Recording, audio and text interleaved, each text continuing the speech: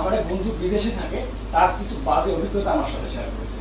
প্রবাসী যারা আছে তাদের সাথে খুব বাজে রকমের ব্যবহার করা হয়, এবং প্রবাস থেকে যখন তারা আসে তাদের সাথে এয়ারপোর্টেও খুব বাজে রকম ব্যবহার করা হয়। আমি অনুরোধ করবো আমাদের যারা প্রবাসী আছে তাদের জন্য কিছু করবেন।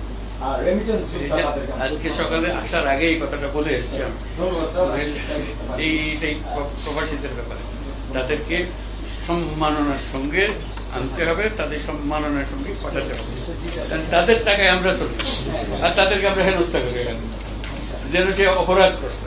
বিমানবন্দরে আসছে যেন হচ্ছে চোর। আমি করলাম তোমার জন্য টাকা রোজগার, তুমি আবার এখন চোরের মতো ব্যবহার করে আমি যেন চোর, আসামি, আমার সবকিছু ভুল, এই টাকার নয়।